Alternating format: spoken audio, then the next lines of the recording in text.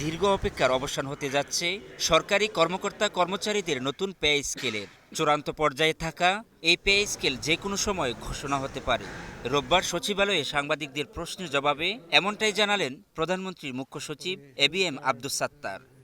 বিভিন্ন ধর্মীয় প্রতিষ্ঠানের সম্মানে এরকম অনেক বলেন, ১১ বছর পে স্কেল না হওয়ায় মুদ্রাস্ফীতির চাপে রয়েছেন প্রায় ১৮ লাখ সরকারি কর্মকর্তা কর্মচারী। সাধারণত ৫-৬ বছর পর পর পে স্কেল দেওয়ার কথা, কিন্তু বিগত সরকার ১১ বছর যাবৎ কোনো পে স্কেল ঘোষণা করেনি, যার ফলে এই ১৮ লক্ষ কর্মকর্তা কর্মচারীদের আমরা চাপের মধ্যে আছি।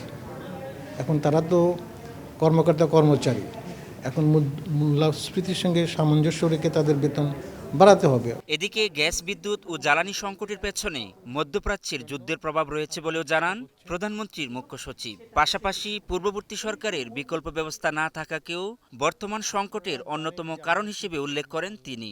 এখন যেটা জিনিসটা আমরা দেখছি যে সংকট, গ্যাস, বিদ্যুৎ এবং জ্বালানি। আর আপনারা এটা জানেন যে এই সংকটটা আমাদের এদের জন্য এই সরকার দায়ী না। জ্বালানি সংকট তৈরি হয়েছে মধ্যপ্রাচ্যের যুদ্ধের কারণে, এবং সেইটার বিগত সরকার করতে পারেনি। এ সময় নতুন পে স্কেল বাস্তবায়নে সরকারের উপর অর্থনৈতিক চাপ তৈরি হওয়ার বিষয়টিও সামনে এসেছে। তবে সেই চাপ সামাল দিতে কর্মসংস্থান সৃষ্টি ও উৎপাদনশীলতা বাড়ানোর পরিকল্পনা করছে সরকার বলেও জানান তিনি। ভালো থাকেন।